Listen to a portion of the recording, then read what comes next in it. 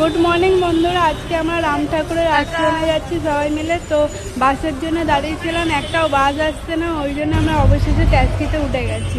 দেখুন এই যে যাচ্ছি আমরা রামদেবের মন্দিরে, পুরোটা তো দেখানো হয়নি, তাই এই মন্দিরের সামনে এবার নেমে গেছি। মা ওপারে যাচ্ছে মিষ্টি কেনার জন্য, তো আমাদের খুব খিদে পেয়েছিল, ওই জন্য আমরা দুটো করে রাধাবল্লভী খেয়ে নিচ্ছি, বাচ্চারা একটা করে মিষ্টি খেয়ে নিচ্ছে। মা তো মিষ্টি নিয়ে আশ্রমে ঢুকে গেছে, আমরা পরে খেয়ে দিয়ে ঢুকছি। এই দেখুন ভিউটা কি সুন্দর, রামদেবের এটা আশ্রম খুব দারুণ এটা। এই তারপরে এর আগেও আমরা অনেকবার এসেছি। এই যে এটা মন্দির, ভেতরে কীর্তন শুনতে মা ঢুকে গেছে, আমরা বাইরেই বসেছিলাম। তারপরে মনে হলো যাই একটু দেখে আসি। এই যে দেখুন এটা আশ্রম, এখানে গিয়ে মা কীর্তন শুনছে। তারপরে আমি একটুখানি গিয়ে দেখে তারপরে নিচে বসে বাচ্চারা হুড়ুহুড়ি করে খেলা করছে। দেখুন এই যে কীর্তন হচ্ছে। এবার আমি টোকেন কাটতে যাব, টিকিট 60 টাকা করে টিকিট।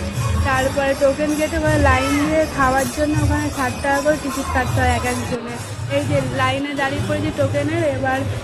এবার ওখান দিয়ে আমি টোকেন কেটে নিয়ে চলে এসেছি। দেখুন এবার একটু আশ্রমে বসে কীর্তন গান শেষ হলে তারপরে আমরা খেতে ঢুকবো। এই দেখুন ওই যে দেখা যাচ্ছে রাম ঠাকুর। এই দেখুন লাইনে দাঁড়িয়েছি খাবারের, এখানে সব ভেজ খাবার দেয়, তাই জন্য দেখানো হয়নি, এখানে দেখানো বারণ।